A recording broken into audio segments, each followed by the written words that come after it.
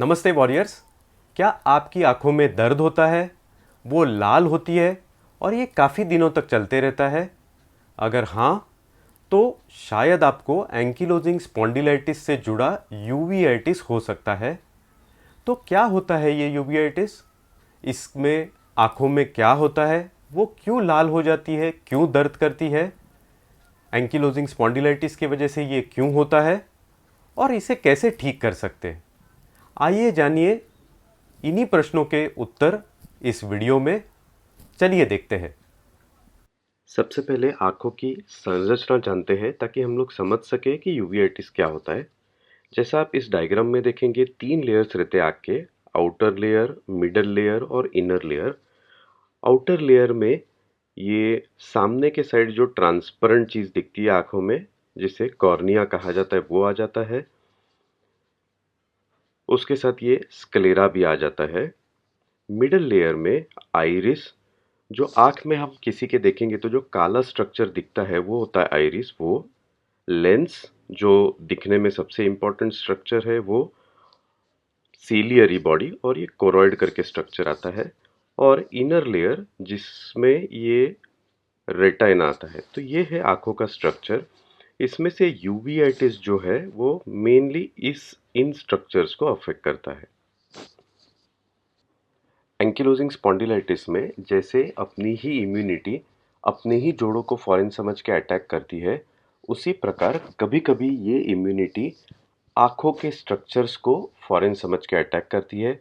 तो इसमें पर्टिकुलर जो हमने अभी देखा यूविया, ये स्ट्रक्चर अटैक होता है और इसके वजह से यूविया में सूजन आती है और इसे हम यूवियाइटिस कहते हैं। यूवियाइटिस 3 टाइप का होता है। एंटीरियर यूवियाइटिस, जो मेनली ये जो काला स्ट्रक्चर दिखता है आँख में आइरिस, उसको अफेक्ट करता है, उसमें सूजन आ जाती है। इंटरमीडिएट यूवियाइटिस जो मेनली इन स्ट्रक्चर्स को अफेक्ट करता है। और पोस्टीरियर यूवियाइटिस जो इसके पीछे के भाग को अफेक्ट करता है।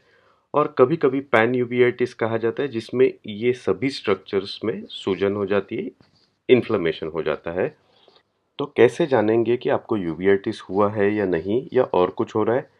यूवीआइटिस में आंखें लाल हो जाती है, उनमें दर्द होता है, रोशनी की तरफ देखने में कठिनाई होती है और काफी बार दिखने में भी धुंधलापन आ जाता है।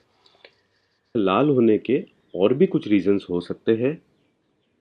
काफी लोगों की आंखें लाल हो जाती है, लेकिन वो आधा घंटा, 15 मिनट, एक आध घंटा रहती है। जैसे नींद नहीं हुई बराबर तो दूसरे दिन आंखें लाल हो गई, लेकिन इसमें ज़्यादा दर्द नहीं होता है और ये जनरली 15-20 मिनट, एक आध घंटे में निकल जाता है।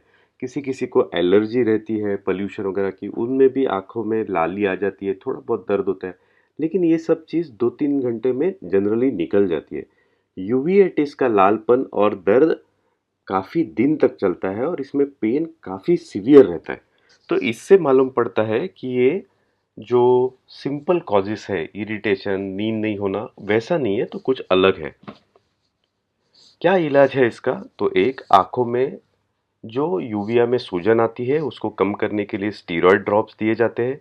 दूसरे कुछ ड्रॉप्स रहते हैं मिड्रियाटिक आई ड्रॉप्स करके, जिसमें अंदर के जो जो लेंस को जगह में रखने के मसल्स है उनको रिलैक्स किया जाता है, उससे भी दर्द कम हो सकता है।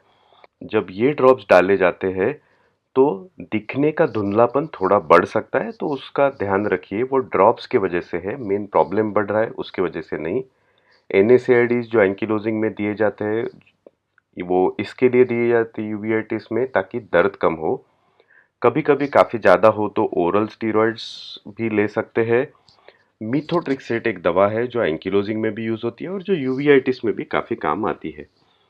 अगर यूवीआइटिस इन सब दवाओं से कम ना हो, या तो बार बार हो रहा है या तो बहुत ही सीवियर हो, तब बायोलॉजिक्स का भी सोचा जाता है।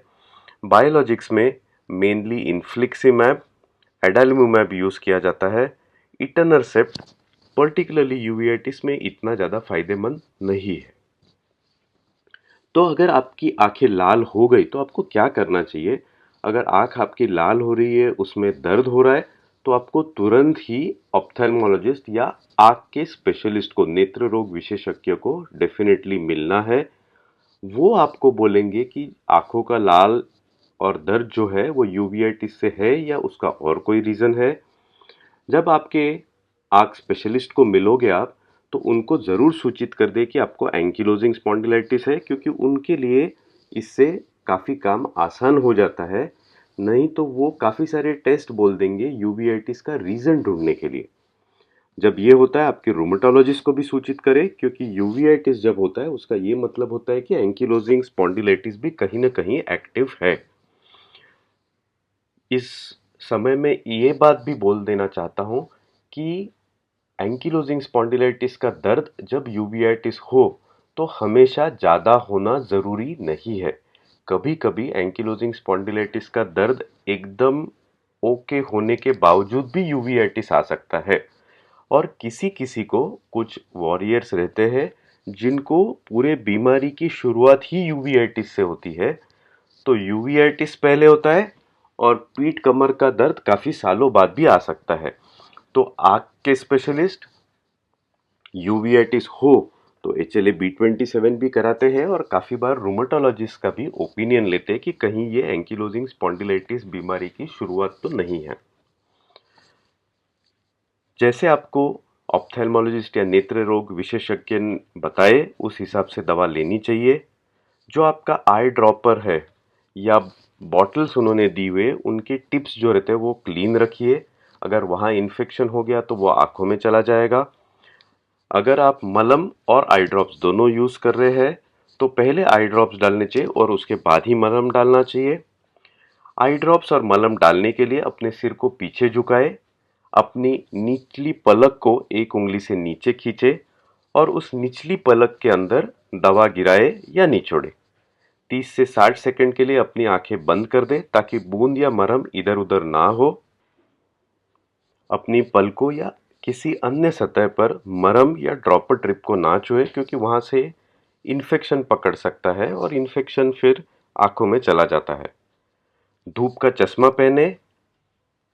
अगर प्रकाश आपकी आंखों को चोट पहुंचा रहा है तो कॉन्टैक्ट लेंस अगर आप यूज़ करते हैं तब तक ना पहने जब तक कि आपकी आंखें ठीक न हो जाए। जब तक आपकी आंखें ठीक नहीं हो जाती है तब तक आंखों का मेकअप भी ना पहने।